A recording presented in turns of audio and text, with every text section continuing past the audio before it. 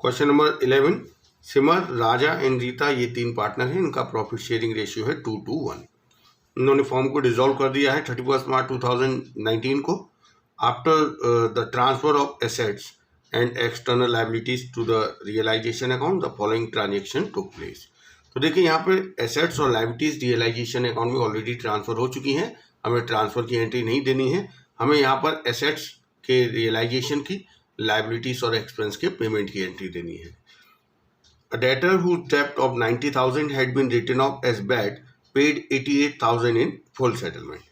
तो देखिए एक डेटर है जो कि हम ऑलरेडी राइट ऑफ कर चुके हैं बुक्स में से, अब वो हमारी बुक्स में तो शो नहीं हो रहा है लेकिन उससे 88,000 रुपीज़ रियलाइज हुए हैं।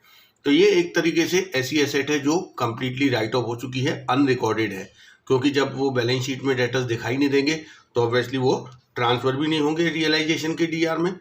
लेकिन इनसे 88,000 रियलाइज हुआ है। देखिए एसेट चाहे रिकॉर्डेड हो या अनरिकॉर्डेड हो, रियलाइज होगी रियलाइजेशन के सीआर से, और इससे रियलाइज हुआ है 88,000, तो एंट्री बनेगी cash account DR to realisation account.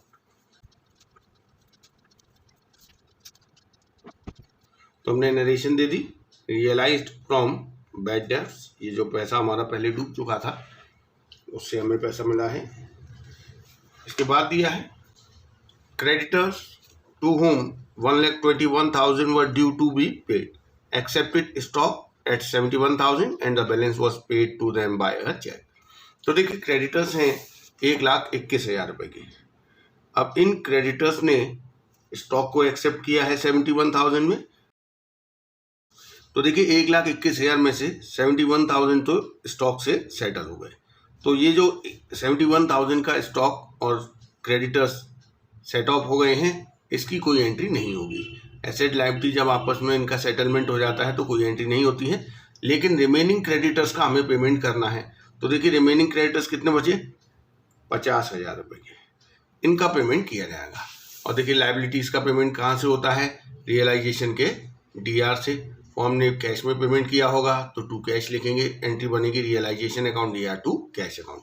केवल 50,000 का ही हमें दिखाना है ट्रीटमेंट, जो 71,000 सेट ऑफ हो गए हैं स्टॉक लेकर, उनकी कोई एंट्री हमें नहीं करनी है। तो एंट्री बनेगी 50,000 की पेमेंट की, realisation account DR to cash account.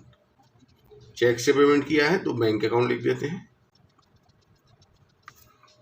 इसके बाद देखिए Raja had given a loan to the firm of 18,000, he was paid 17,000 in full settlement of his loan.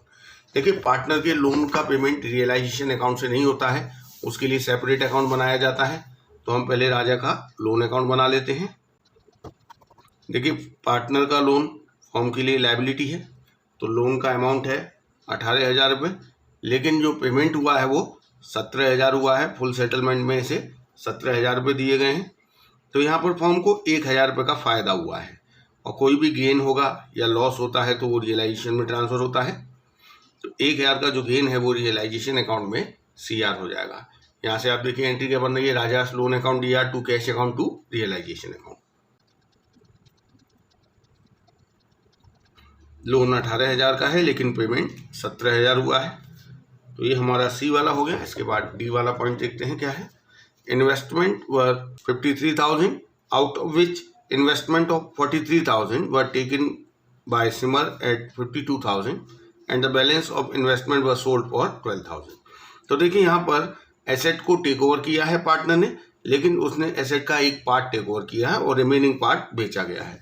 तो देखिए एसेट रियलाइज कैसे होती है, एसेट रियलाइज होती है रियलाइजेशन के सीआर से। अगर फर्म कैश में बेचती है तो cash account DR to realisation, partner take over कर लेता है तो partners capital account DR to realisation. तो यहाँ पर एसेट का एक पार्ट सिमर ने टेक ओवर कर लिया है और बाकी पार्ट फर्म ने सेल कर दिया है। और देखिए यहाँ पर हम एंट्री करते हैं रियलाइज्ड वैल्यू से, उसकी बुक वैल्यू क्या है इससे कोई मतलब नहीं है, क्योंकि बुक वैल्यू तो केवल यहाँ पर ट्रांसफर की जाती है। यहाँ पर जो एंट्री होती है वो अकॉर्डिंग टू रियलाइज्ड वैल्यू होती है कि कितना पैसा रियलाइज हुआ है। तो यहाँ पर जो इन्वेस्टमेंट है उसमें से 43,000 के इन्वेस्टमेंट सिमर ने टेक ओवर कर लिए हैं 52,000 में, तो इसकी एंट्री होगी Simar's capital account DR to realisation. Simar के अकाउंट में से 52,000 कटेंगे। इसके अलावा रिमेनिंग इन्वेस्टमेंट को 12,000 में बेचा है, उसकी एंट्री होगी cash account DR to realisation. इसी एंट्री में हम उसे भी कर सकते हैं। तो Simar's capital account DR, cash account DR to realisation. तो इस तरीके से टोटल 64,000 रुपीज इन्वेस्टमेंट से रियलाइज हुआ है। इसके बाद ई वाला पॉइंट करेंगे। देखिए इसमें कहा है कि expense on dissolution amounted to 19,000 and the same were paid by the firm. तो रियलाइजेशन के खर्चे हुए हैं 19,000 और वो फर्म ने पे किए हैं। देखिए एक्सपेंस और लायबिलिटीज का पेमेंट रियलाइजेशन के DR से होता है। ये एक्सपेंस फर्म को ही बियर करना है, फर्म को ही पे करना है। तो इसकी एंट्री होगी realisation account DR to cash account. 19,000 रुपये का खर्चा है जो कि फर्म ने पे किया है, फर्म ने बियर किया है। इसके बाद देखिए F वाला पॉइंट दिया है, profit on dissolution amounted to 30,000। देखिए जो डिसोल्यूशन पर मतलब जो रियलाइजेशन अकाउंट से प्रॉफिट निकल के आया है उसका क्या करेंगे। देखिए रियलाइजेशन में प्रॉफिट निकल के आया है, इसका मतलब CR बड़ा है और DR छोटा है, और ये गेन पार्टनर्स के कैपिटल अकाउंट में ट्रांसफर हो जाता है। तो इसकी एंट्री बनेगी realisation account DR to partners capital account. यहाँ पर देखिए कितने पार्टनर हैं, 3 पार्टनर हैं, सिमर, राजा और रीता। तो एंट्री बनेगी realisation account DR to Simar's capital to Raja's capital to Rita's capital. तो देखिए 30,000 का प्रॉफिट, इनका जो प्रॉफिट शेयरिंग रेशियो है 2:1 में बांटेंगे। तो इसके हिस्से में आएगा 12,000 और 6,000। तो ये हो गया हमारा क्वेश्चन नंबर 11। अब हम करेंगे question number 12। Pass necessary journal entries to record the following unrecorded asset and liabilities in the books of Paras and Priya. There was an old furniture in the firm which had been written off completely in the books. This was sold for 3,000. एक चीज देख लीजिए कि कोई भी asset realise होगी तो वो रियलाइजेशन के CR से रियलाइज होगी, चाहे वो रिकॉर्डेड हो या अनरिकॉर्डेड। अगर कैश में रियलाइज हुई है तो बाय कैश लिखेंगे, एंट्री बनेगी cash account DR to realisation. अगर कोई पार्टनर टेक ओवर कर लेता है तो partners capital account DR to realisation. कोई भी लायबिलिटी हो, चाहे वो रिकॉर्डेड हो या अनरिकॉर्डेड, रियलाइजेशन के DR से पे होगी, realisation account DR to cash या फिर realisation account DR to partners capital account, अगर फर्म की तरफ से पार्टनर लायबिलिटी पे करता है। तो यहाँ पर देखिए एक पुराना फर्नीचर है जो कि कंप्लीटली राइट ऑफ हो चुका है, इट मीन्स वो अब बुक्स में रिकॉर्डेड नहीं है, तो अनरिकॉर्डेड हो गया। इस फर्नीचर को 3,000 रुपये में बेच दिया गया है, इसका मतलब फर्म ने बेचा है। तो इसको कहाँ लिखेंगे, रियलाइजेशन के CR में बाय कैश करके। तो एंट्री क्या बनेगी, cash account DR to realisation. तो ये हमारा अनरिकॉर्डेड फर्नीचर रियलाइज हो गया। इसके बाद कहा है B वाला पॉइंट, आशीष जो कि एक ओल्ड कस्टमर है जिससे कि हमें 1,000 रुपये लेने थे, इसे हम राइट ऑफ कर चुके हैं, बेड डेब्ट मान चुके हैं। इसने 60% पे कर दिया, इसका मतलब 1,000 का 60% 600 रुपये इसने दिए हैं। तो ये कैश आ रहा है, रियलाइज हो रही है एसेट। तो इसकी एंट्री बनेगी cash account DR to realisation. तो ये जो 1,000 के डेटर्स थे अनरिकॉर्डेड जो कि हम पहले राइट ऑफ कर चुके थे, उनसे 600 रुपये रियलाइज हुआ है। तो ये B वाला पॉइंट हो गया। C वाला देखते हैं, Paras agreed to take over the firm's goodwill not recorded in the books of the firm at a valuation of 30,000। Paras जो कि एक पार्टनर है वो फर्म की गुडविल को टेक ओवर करके ले गया है। तो देखिए एसेट जो रिकॉर्डेड है या अनरिकॉर्डेड, रियलाइज तो यहीं से होगी। पारस ने टेक ओवर किया है तो यहाँ पर हम पार्टनर्स कैपिटल अकाउंट लिखेंगे, एंट्री क्या बनेगी, Paras capital account DR to realisation. तो 30,000 की गुडविल है जो कि पारस ने टेक ओवर कर ली है, तो 30,000 पे पारस के कैपिटल अकाउंट में से कट जाएंगे। तो ये C वाला पॉइंट हो गया। अब D वाले पॉइंट की बात करेंगे। There was an old typewriter which had been written off completely from the books. It was estimated to realize 400. देखिए कोई एसेट अगर अनरिकॉर्डेड है और उसको रियलाइज करना है तो जितने में रियलाइज होगा केवल उतने पर ही उसे रिकॉर्ड किया जाएगा, उतने पर ही उसकी रियलाइजेशन की एंट्री होगी। उसकी एस्टिमेटेड वैल्यू क्या है या उसकी कॉस्ट क्या थी, इससे कोई लेना देना नहीं है।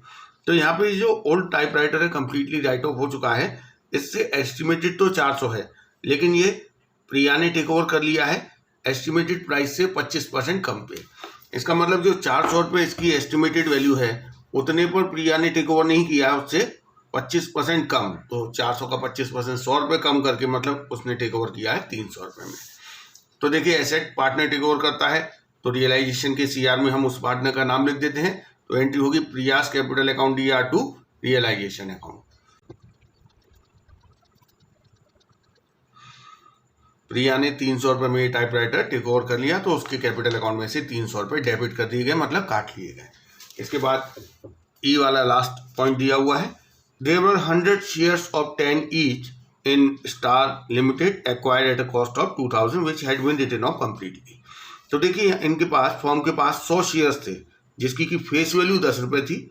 इनको फॉर्म ने खरीदा था 2000 रुपये में, जिनको कि कंप्लीटली बुक्स में से राइट ऑफ कर दिया गया है। इसका मतलब अब ये जो शेयर्स हैं जो कि फॉर्म के पॉइंट ऑफ व्यू से इन्वेस्टमेंट है, ये बैलेंस शीट में नहीं दिखाई दे रहे होंगे क्योंकि इन्हें हटा दिया गया है। अब इनको 6 रुपये पे वैल्यू करके पार्टनर्स ने आपस में ले लिया है। तो देखिए 6 रुपये के हिसाब से 100 शेयर्स की वैल्यू हो गई 600 रुपये, और इसे पार्टनर्स ने आपस में बांट लिया है। पार्टनर्स कौन कौन है? पारस और प्रिया। इनका जो प्रॉफिट शेयरिंग रेशियो वो इक्वल है। तो जो 600 रुपये में इनका वैल्यूएशन हुआ है वो पार्टनर्स के कैपिटल अकाउंट में से 300 रुपये काट दिए जाएंगे, क्योंकि यहाँ पे पार्टनर्स ने एसेट टेक ओवर की है, अनरिकॉर्डेड है, लेकिन टेक ओवर की है तो एसेट रियलाइज हो रही है, रियलाइजेशन के सीआर में एंट्री जाएगी। तो यहाँ से एंट्री होगी Paras capital account DR, Priya's capital account DR to realisation account. देखिए 100 शेयर्स हैं, 6 रुपये पर उनका वैल्यूएशन हुआ पर शेयर, तो अब उनकी टोटल वैल्यू 600 रुपये हो गई, और इसे पार्टनर्स ने आपस में इक्वली बांट लिया है। उनके प्रॉफिट शेयरिंग रेशियो इक्वल है, तो 300 रुपये से पारस और प्रिया के कैपिटल अकाउंट डीआर हो जाएगा। तो ये हो गया हमारा क्वेश्चन नंबर 12। अब हम करेंगे question number 13। Aman and Harsh were partners in a form, they decided to dissolve the form, pass journal entries. देखिए assets and liabilities already transfer हो चुकी हैं, तो ट्रांसफर एंट्री नहीं देनी है, केवल एसेट के रियलाइजेशन की, लायबिलिटी और एक्सपेंस के पेमेंट की एंट्री देनी है।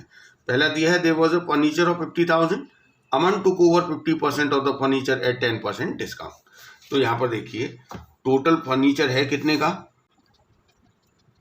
अब इस 50,000 के फर्नीचर में से 50% टेक ओवर कर लिया है पार्टनर ने। कौन से पार्टनर ने टेक ओवर किया है? अमन ने।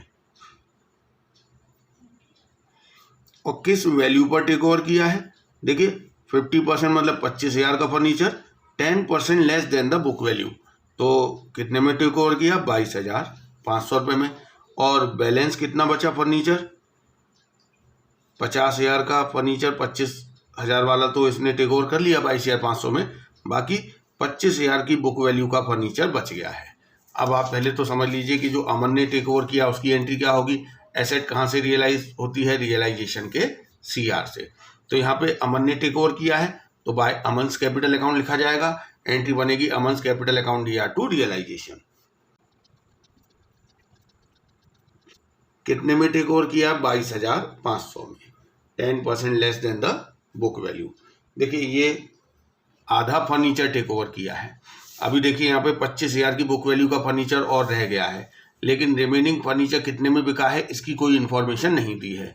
तो आप एक चीज़ ध्यान रखिएगा, अगर किसी एसेट की बुक वैल्यू पता है जो कि ट्रांसफ़र हो चुकी है यहाँ पर, लेकिन उसकी रियलाइजेबल वैल्यू नहीं दी है, तो आपको ये देखना पड़ेगा कि वो एसेट टेंजिबल है या इंटेंजिबल। अगर टेंजिबल है तो हम यहाँ पर उस एसेट को बुक वैल्यू पर ही रियलाइज़ हुई है ऐसा मान लेंगे। अगर इनटेंजिबल है तो हम मानेंगे कि उससे कुछ भी रियलाइज नहीं हुआ है। अब फर्नीचर तो टेंजिबल एसेट है, 25,000 की बुक वैल्यू का फर्नीचर ऐसा बचा हुआ है जिसकी रियलाइजेबल वैल्यू, रियलाइज्ड वैल्यू नहीं दी है, तो हम मानेंगे कि उससे पूरा बुक वैल्यू रियलाइज हुआ है। मतलब 25,000 की बुक वैल्यू का फर्नीचर है, पूरा 25,000 ही उससे रियलाइज हुआ है, तो इसकी एंट्री हो जाएगी cash account DR to realisation account. तो इसकी दो एंट्री होंगी, एक पार्ट तो जो अमन ने टेक ओवर किया है, दूसरा पार्ट जो फर्म ने कैश में बेचा है। तो एंट्री हो जाएगी कैश या bank account DR to realisation account. अगर फर्नीचर की जगह कोई और इनटेंजिबल एसेट होती, जैसे कॉपीराइट है, गुडविल है, तो हम उसको मानते हैं कि उससे कुछ भी रियलाइज नहीं हुआ है, तो फिर हमें उसकी एंट्री करने की ज़रूरत नहीं पड़ती। लेकिन फर्नीचर टेंजिबल एसेट है, इसीलिए उसे बुक वैल्यू पर रियलाइज्ड माना गया है। इसके बाद बी वाला पॉइंट दिया है, प्रॉफिट एंड लॉस अकाउंट का क्रेडिट बैलेंस है 15,000 रुपये। देखिए ये P&L का जो बैलेंस है ये रियलाइजेशन में ट्रांसफ़र नहीं होता है, क्योंकि जो P&L का क्रेडिट बैलेंस है वो कोई लाइबिलिटी नहीं है, वो प्रॉफिट है जिसे पार्टनर्स में बांटा जाना है। तो यहाँ पर दो पार्टनर हैं, अमन और हर्ष, इनका प्रॉफिट शेयरिंग रेशियो नहीं दिया है तो इक्वल होगा, तो जो P&L का क्रेडिट बैलेंस है वो अमन और हर्ष में इनके प्रॉफिट शेयरिंग रेशियो मतलब इक्वली डिस्ट्रीब्यूट कर दिया जाएगा। एंट्री होगी P&L account DR to Aman's capital account to Harsh capital account. 15,000 का बैलेंस है। जब आपको प्रॉफिट शेयरिंग रेशियो नहीं दिया तो इक्वल मानेंगे, तो इक्वल रेशियो में हमने इसे डिस्ट्रीब्यूट कर दिया है। इसके बाद सी वाला पॉइंट दिया है कि हर्ष का जो लोन है 6,000 रुपये वो 5,500 रुपये देकर सेटल हो गया है। देखिए हर्ष पार्टनर है, पार्टनर के जो लोन है वो यहाँ पर ट्रांसफ़र नहीं किए जाते हैं क्योंकि पार्टनर्स के लोन एक्सटर्नल लायबिलिटी नहीं होते हैं। उनका पेमेंट करने के लिए सेपरेटली उनका अकाउंट बनाते हैं। तो जैसे यहाँ पर हर्ष का लोन है तो एक हर्ष के लोन का अकाउंट बना लेते हैं। अब देखिए हर्ष का लोन फॉर्म के लिए लायबिलिटी है तो क्रेडिट बैलेंस होगा ऑब्वियसली 6,000 रुपये का लोन है, लेकिन पेमेंट कितना हुआ है इसमें 5,500, तो टू कैश होगा 5,500। 500 का जो गेन हो गया है ये फॉर्म के लिए फायदा है, ये रियलाइजेशन अकाउंट में CR कर दिया जाएगा। तो यहाँ से एंट्री बनी Harsh loan account DR to cash account to realisation account. 6,000 का लोन था, कैश में 5500 CR होगा और 500 रुपये रियलाइजेशन अकाउंट में CR हो जाएगा। ये हो गया हमारा C वाला पॉइंट। अब हम D वाला पॉइंट देखते हैं।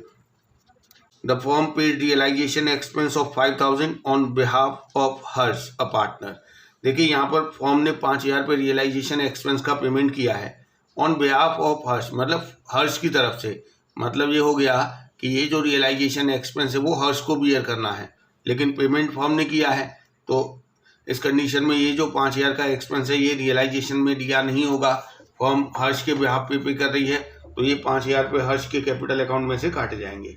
एंट्री होगी Harsh capital account DR to cash account, या बैंक भी लिख सकते हैं।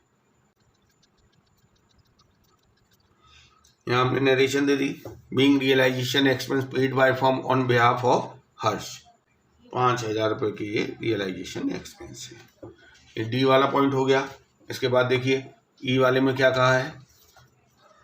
There was a bill for 1,200 under discount.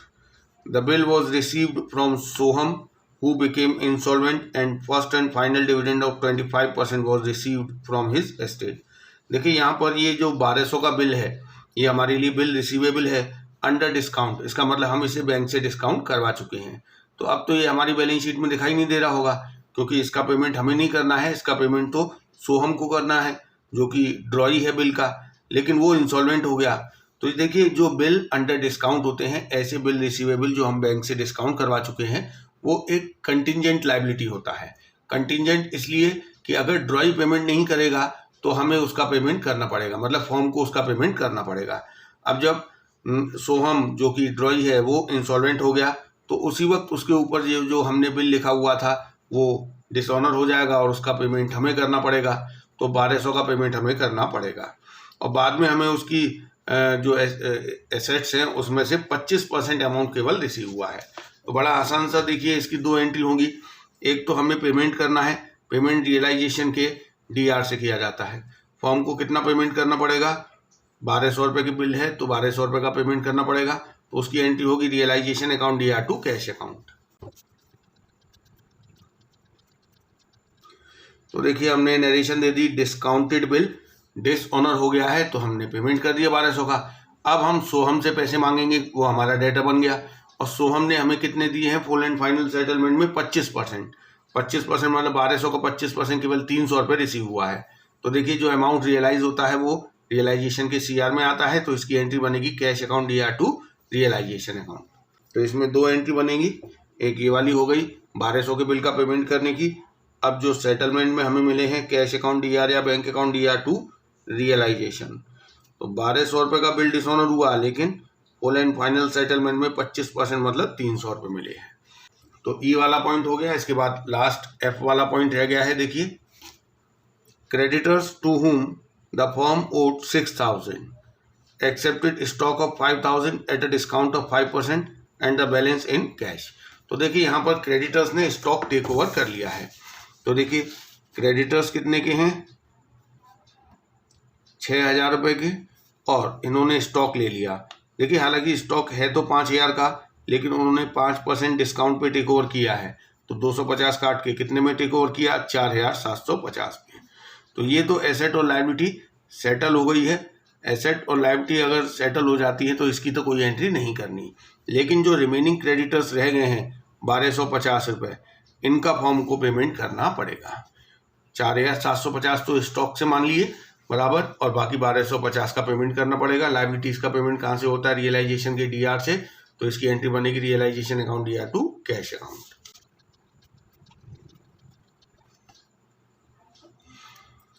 तो 1250 रुपये जो पे किया है केवल उसकी हमने एंट्री कर दी है। तो ये हो गया हमारा क्वेश्चन नंबर 13। अब हम करेंगे question number 14। Question number 14, Rohit, Kunal और सार्थक ये 3 पार्टनर है। इन्हें अपनी फॉर्म का डिसोल्यूशन करना है। जर्नल एंट्रीज देनी है हमें। Following after various assets and the third party liabilities have been transfer to realisation account. मतलब हमें केवल एसेट्स के रियलाइजेशन और लायबिलिटीज के और एक्सपेंस के पेमेंट की एंट्री देनी है। ट्रांसफर एंट्रीज नहीं देनी है। सारी एसेट्स और एक्सटर्नल लायबिलिटीज को ऑलरेडी रियलाइजेशन अकाउंट में ट्रांसफर किया जा चुका है। इसमें पहला ट्रांजेक्शन है, कुणाल एग्री टू पे हिज वाइफ्स लोन ऑफ 6000। देखिए कुणाल की वाइफ का जो लोन है वो फॉर्म के लिए एक्सटर्नल लायबिलिटी है। ये लायबिलिटी यहाँ पर ट्रांसफर हो चुकी है। इसका पेमेंट रियलाइजेशन के डीआर से होगा। और पार्टनर कुणाल अपनी वाइफ का लोन पे करने के लिए एग्री हुआ है। इसका मतलब फॉर्म कैश में पे ना करके पार्टनर पे कर रहा है, इसलिए realisation account DR to Kunal's capital account, ये जनरल एंट्री बनेगी। 6000 रुपये का लोन है जो कि फॉर्म की तरफ से कुणाल पे कर रहा है, इसलिए फॉर्म ने उसके कैपिटल अकाउंट में 6000 रुपये सीआर कर दिए हैं। इसके बाद बी वाला ट्रांजेक्शन कहा है कि total creditors of form 40,000, creditors of 10,000 were given a piece of furniture of the book value 8,000 out of the total furniture of the book value 28,000. Remaining creditors allowed a discount of 10%. देखिए यहाँ पर asset का एक part liability के एक part से set of हो गया है। जैसे पहले हम यहाँ समझ लेते हैं कि हमारे पास फॉर्म के जो टोटल क्रेडिटर्स हैं वो 40,000 रुपये के हैं, और फॉर्म के पास फर्नीचर है जो कि इसकी टोटल बुक वैल्यू है 28,000 रुपये। इन क्रेडिटर्स में से 10,000 रुपये के जो क्रेडिटर्स हैं उनको 8,000 की बुक वैल्यू का फर्नीचर दे दिया गया है सेटलमेंट में। तो 10,000 के क्रेडिटर्स ने 8,000 रुपये की बुक वैल्यू का फर्नीचर फुल सेटलमेंट में ले लिया है। इसका मतलब अब फॉर्म को ना तो इन 10,000 रुपये के क्रेडिटर्स का पेमेंट करना है, और दूसरी तरफ अब फॉर्म इस 8,000 रुपये के फर्नीचर को रियलाइज नहीं करेगी क्योंकि ये आपस में सेटल हो गए हैं। सेटल होने की कोई एंट्री नहीं होगी। अब हम बात करते हैं रिमेनिंग क्रेडिटर्स की। रिमेनिंग क्रेडिटर्स कितने के बचे, देखिए 40,000 में से 10,000 के क्रेडिटर्स तो सेटल हो गए हैं, बाकी रह गए 30,000 रुपये के। इन 30,000 के क्रेडिटर्स ने फॉर्म को 10% का डिस्काउंट दिया है। इसका मतलब अब फॉर्म को क्रेडिटर्स को केवल 27,000 रुपये पे करने पड़ेंगे। और दूसरी तरफ देखिए फर्नीचर कितने का बचा है, 20,000 का फर्नीचर बचा है। इस फर्नीचर से कितना रियलाइज हुआ इसकी इन्फॉर्मेशन नहीं दी है। देखिए जब किसी टेंजिबल एसेट के रियलाइज्ड वैल्यू की इन्फॉर्मेशन ना दी हो तो हम बुक वैल्यू पर उसे रियलाइज्ड मानते हैं। तो हमें ये जो फर्नीचर है 20,000 का है, हम ये मानेंगे कि इससे 20,000 ही रियलाइज हुआ है। तो देखिए क्रेडिटर्स का पेमेंट करेंगे 27,000 रुपये का। पेमेंट की क्या एंट्री होती है, लायबिलिटीज का पेमेंट कहाँ से होता है, रियलाइजेशन के डीआर से। फॉर्म ने पे किया होगा टू कैश, तो एंट्री क्या बनी, realisation account DR to cash. और एसेट कहाँ से रियलाइज होती है, सीआर से, बाय कैश लिखेंगे, एंट्री बनेगी cash account DR to realisation. तो देखिए पहले हम क्रेडिटर्स को पे करेंगे, एंट्री होगी realisation account DR to cash account 27,000 रुपये से। तो ये तो हमने क्रेडिटर्स का पेमेंट कर दिया जो रिमेनिंग क्रेडिटर्स हैं, और जो रिमेनिंग फर्नीचर है उसको रियलाइज करेंगे। इसकी एंट्री होगी कैश अकाउंट डीआर, या बैंक भी लिख सकते हैं, कैश या bank account DR to realisation account. Furniture से 20,000 रियलाइज होंगे। तो ये बी वाला हो गया। अब सी वाला पॉइंट देखेंगे। सी वाले में कहा है कि Rohit had given a loan of 70,000 to the firm which was duly paid. देखिए रोहित पार्टनर है, पार्टनर का जो लोन है उसके लिए सेपरेट अकाउंट बनाया जाता है, उसका पेमेंट उसके लोन अकाउंट से किया जाएगा, रियलाइजेशन से नहीं किया जाएगा। तो लोन का रीपेमेंट किया गया है तो एंट्री होगी Rohit loan account DR to cash या बैंक अकाउंट। तो 70,000 रुपये का जो रोहित का लोन था वो रीपे कर दिया। आप ध्यान रखना कि रियलाइजेशन अकाउंट डीआर नहीं करेंगे क्योंकि ये एक्सटर्नल लायबिलिटी नहीं है, इस लायबिलिटी को रियलाइजेशन में ट्रांसफर नहीं किया गया है, इसीलिए इसका पेमेंट सेपरेट अकाउंट बना के किया जाता है। इसके बाद डी वाला पॉइंट दिया है, a machine which was not recorded in the books was taken by Kunal at 3,000 whereas its expected value was 5,000। तो देखिए एक अनरिकॉर्डेड एसेट है जिसको कि एक पार्टनर 3,000 में ले गया है, हालांकि इसकी एक्सपेक्टेड रियलाइजेबल वैल्यू 5,000 थी। देखिए कोई भी एसेट हो, चाहे रिकॉर्डेड हो या अनरिकॉर्डेड हो, रियलाइज होगी तो रियलाइजेशन के सीआर में लिखते हैं। कैश में रियलाइज हुई है तो बाय कैश, पार्टनर ने टेक ओवर किया है तो बाय पार्टनर्स कैपिटल अकाउंट। तो यहाँ पर पार्टनर टेक ओवर करके लेके गया है इस मशीन को कुणाल 3,000 रुपये में, तो यहाँ पर हम बाय कुणाल्स कैपिटल लिखेंगे, एंट्री बनेगी Kunal's capital account DR to realisation account. देखिए अनरिकॉर्डेड एसेट की एक्सपेक्टेड रियलाइजेबल वैल्यू क्या है, इससे मतलब नहीं है, हमें मतलब इससे है कि उससे रियलाइज कितना हुआ है या पार्टनर ने उसे कितनी वैल्यू में टेक ओवर किया है। तो यहाँ पे एंट्री बनेगी Kunal's capital account DR to realisation account 3,000 रुपये से। तो ये डी वाला हो गया। अब हम ई वाला पॉइंट करेंगे। The firm had a debit balance of 15,000 in P&L account on the date of dissolution. देखिए जो P&L का डेबिट बैलेंस है वो एक लॉस है, वो कोई एसेट लायबिलिटी नहीं है जिसको कि हम रियलाइजेशन में ट्रांसफर करें। अब लॉस है तो ये ऑब्वियसली पार्टनर्स में डिस्ट्रीब्यूट होगा। एंट्री होगी Rohit capital account DR, Kunal's capital account DR, Sarthak capital account DR to P&L account. देखिए 15,000 का लॉस इन तीनों में बटेगा। प्रॉफिट शेयरिंग रेशियो नहीं दिया है तो इक्वली डिस्ट्रीब्यूट कर देंगे, 5,000 तीनों के कैपिटल अकाउंट में डीआर हो जाएगा। तो ये ई वाला पॉइंट हो गया। इसके बाद आखिरी एफ वाला पॉइंट दिया हुआ है कि Sarthak paid the realisation expense of 16,000 out of his private fund who was to get a remuneration of 15,000 for completing dissolution process and was responsible to bear all realization expense। तो यहाँ जो सार्थक है उसको फर्म 15,000 रुपये रेम्यूनरेशन देगी और उसके बाद रियलाइजेशन एक्सपेंस सार्थक ही बियर करेगा। तो देखिए 15,000 जो रेम्यूनरेशन दिया जाएगा इसकी तो एंट्री हम करेंगे और रियलाइजेशन अकाउंट डीआर होगा क्योंकि ये फर्म के लिए एक्सपेंस है, तो फर्म बियर करेगी ये 15,000 का खर्चा जो कि सार्थक को रेम्यूनरेशन देने में जा रहा है। तो इसकी एंट्री होगी रियलाइजेशन अकाउंट डीआर टू सार्थक कैपिटल अकाउंट। तो देखिए 15,000 रुपये तो हमने फर्म ने सार्थक को दे दिए। अब रियलाइजेशन एक्सपेंस सार्थक बियर करेगा ऐसा क्वेश्चन में कहा है। रियलाइजेशन के खर्चे हुए हैं 16,000 जो कि सार्थक ने पर्सनली पे किए हैं। इसका मतलब expense borne by partner and also paid by partner. इस कंडीशन में कोई जर्नल एंट्री नहीं होती है। तो ये हो गया हमारा क्वेश्चन नंबर 14। अब हम करेंगे क्वेश्चन नंबर 15। सुमन और राजन ये दो पार्टनर हैं, इनका रेशियो है 3 और 1। फॉर्म का इन्होंने डिसोल्यूशन किया है 31 मार्च 2019 को। हमें यहाँ पर ये जो ट्रांजैक्शन दिए हैं उनकी जर्नल एंट्री करनी है। Assets liabilities already realisation account में ट्रांसफर हो चुकी हैं।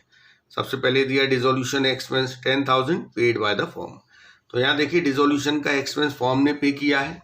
फॉर्म कोई भी एक्सपेंस पे करेगी तो एंट्री इसकी पोस्टिंग कहाँ होगी, रियलाइजेशन के डीआर में। फॉर्म ने कैश में पेमेंट किया है और ये एक्सपेंस कौन बियर करेगा इसकी कोई इन्फॉर्मेशन नहीं है, तो फॉर्म ही बियर करेगी। तो जो एक्सपेंस फॉर्म बियर कर रही है और पे कर रही है वो रियलाइजेशन के डीआर में टू कैश करके आएगा। तो एंट्री बनेगी realisation account DR to cash account. तो ये ए वाला ट्रांजेक्शन हो गया। इसके बाद कहा है Rajan had given a loan of 60,000 to the firm for which he accepted 58,000 in full settlement. तो देखिए यहाँ पे एक पार्टनर ने फर्म को लोन दिया है। पार्टनर का लोन रियलाइजेशन अकाउंट में तो ट्रांसफर होता नहीं है, इसके लिए सेपरेट अकाउंट बनाया जाता है। तो देखिए जैसे ये लोन अकाउंट है, ये लोन अकाउंट रियलाइजेशन में ट्रांसफर नहीं होगा, सेपरेट अकाउंट बनाया है। इसका पेमेंट किया गया है, टू कैश लिख देंगे या टू बैंक लिख सकते हैं। यहाँ पर पेमेंट किया है 58,000 और फुल सेटलमेंट हो गया। तो देखिए फर्म के पॉइंट ऑफ व्यू से देखें तो 60,000 का लोन 58,000 दे के फुल सेटल हो गया है। इसका मतलब फर्म को 2,000 रुपये का गेन हुआ है और ये गेन कहाँ जाएगा, रियलाइजेशन के सीआर में। तो यहाँ से एंट्री हमारी बन रही है Rajan loan account DR to cash या bank account to realisation account. Loan 60,000 का है लेकिन 58,000 पे किया है और 2,000 का गेन हुआ है। तो ये बी वाला ट्रांजेक्शन हो गया। इसके बाद सी वाला ट्रांजेक्शन देखेंगे। The firm had a debit balance of 40,000 in the P&L account. तो देखिए P&L का जो डेबिट बैलेंस है वो कोई एसेट नहीं है, ये तो एक लॉस है, इसे हम पार्टनर्स में डिस्ट्रीब्यूट कर देंगे। तो एंट्री होगी Suman's capital account DR, Rajan's capital account DR to P&L account. तो देखिए 40,000 रुपये का लॉस है, इसे हम सुमन और राजन में इनके प्रॉफिट शेयरिंग रेशियो 3 और 1 में डिस्ट्रीब्यूट करेंगे तो 30,000 और 10,000। तो ये सी वाला पॉइंट भी हो गया, ट्रांजेक्शन हो गया। इसके बाद डी वाले की बात करते हैं। प्रॉफिट ऑन रियलाइजेशन 12,000 रुपये। देखिए रियलाइजेशन का प्रॉफिट आया है, इसका मतलब रियलाइजेशन का क्रेडिट साइड बड़ा है और डेबिट छोटा है, तो जो डिफरेंस है वो पार्टनर्स के कैपिटल में जाता है। यहाँ से एंट्री बनेगी realisation account DR to partners capital account, मतलब to Suman's capital account to Rajan's capital account. 12,000 रुपये का रियलाइजेशन का प्रॉफिट है, ये इनका प्रॉफिट शेयरिंग रेशियो 3 और 1 में डिस्ट्रीब्यूट होगा 9,000 और 3,000। तो ये हो गया हमारा क्वेश्चन नंबर 15। नेक्स्ट वीडियो में हम क्वेश्चन नंबर 16 से करेंगे।